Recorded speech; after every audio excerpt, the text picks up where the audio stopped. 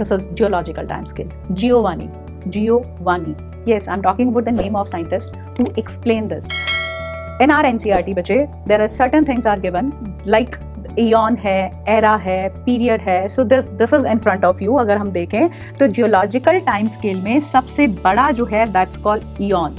ठीक है बेटा. और eon मतलब you can say like this कि eon जो है वो बड़ा है, era बड़ा है, period उससे छोटा है, epoch सबसे छोटा है.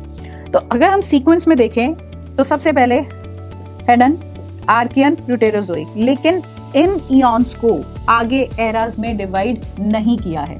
फाइन. अब अगर मैं ये देखूं तो सिर्फ हमारे पास ये फेनेरोजोइक जो है, this eon is actually divided into these 3 era and there is a PYQ on the sequence of these eras. So Paleozoic, Mesozoic, Cenozoic, these 3 era, we are not dividing them, तो यहाँ पर इसे छोड़ देते हैं.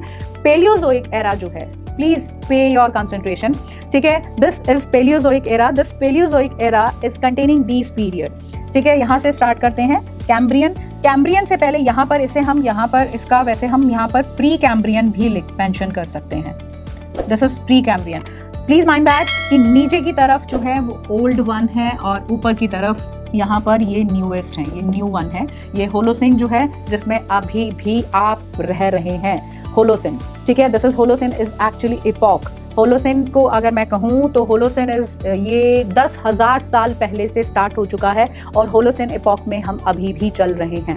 But we are not actually going deeper. मुझे सिर्फ questions पे फोकस करना है, मुझे सिर्फ उस पार्ट पे फोकस करना है जिससे कि कोई क्वेश्चन हमारा छूटे नहीं, हमें आता हो. +4 हमारी झोली में आने चाहिए. तो यहाँ पर अगर मैं बात करूँ, सो पेलियोजोइक जो है it is divided into periods.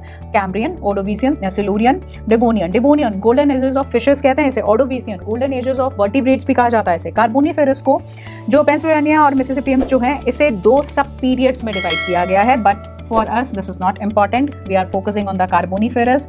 ठीक है, पर्मियन, ट्रायसिक, जुरासिक. ठीक है, जुरासिक जिसमें डायनासोर्स बहुत फ्रेशियस थे. क्रिटेशियस जिसमें डायनासोर्स चले गए थे, एंजियोस्पर्म्स बहुत डोमिनेटिंग थे. ठीक है, देन पेलियोजोइक, नियोजिन्स एंड क्वाटरनरी. ठीक है, अब आप कहेंगे हमने तो इसकी जगह टर्शरी पढ़ा है. Yes, true, it is mention tertiary.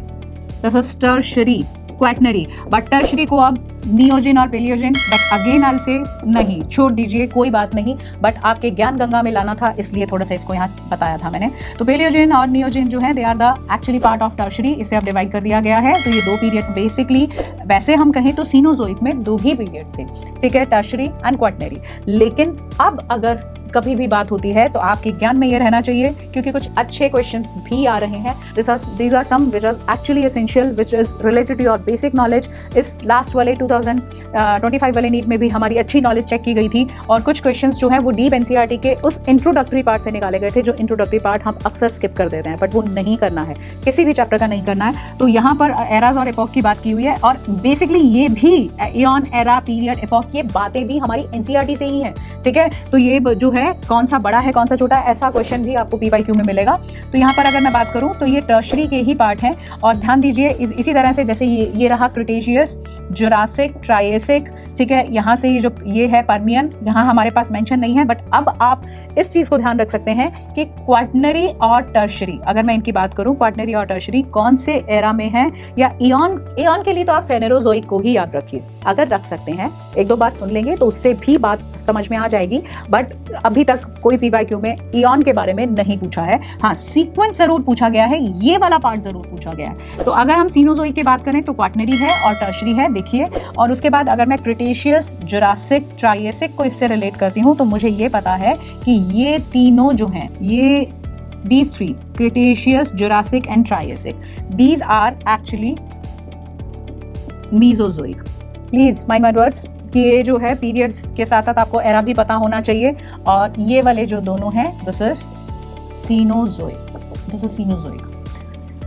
Okay, I hope everything is clear. तो यहाँ पर अगर हम बात करें तो ये जो नीचे वाला जो है, दिस इज, अब ट्रायसिक से अगर मैं नीचे जाती हूँ तो अगर मैं पर्मियन की बात करती हूँ या मैं कार्बोनिफेरस की बात करती हूँ, उसके नीचे आपको डेवोनियन नहीं दिखाया है.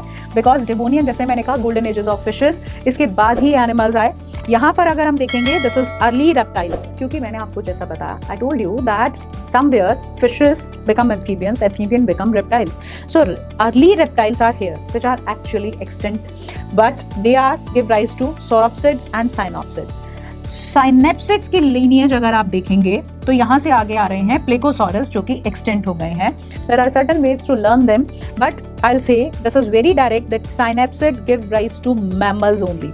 साइनेप्सिड आगे की तरफ जाएंगे, pelycosaurs, then therapsids, then mammals. So somewhere again I will say that reptiles are कहीं ना कहीं एंशिएंट, बहुत पीछे जाके they are one of our ancestor. Even fishes are also, even worms are also.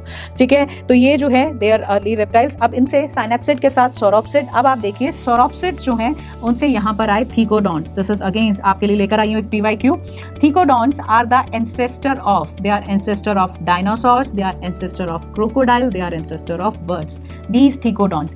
Even in the diagram of NCERT where the dinosaurs, 4 different types of dinosaurs, crocodile and triceratops is written, there is a basic lineage and वहाँ पर भी there is a place for, it is not mentioned there but yet there is a place for thecodont. ठीक है, तो वहाँ पर भी I'll show you that one also.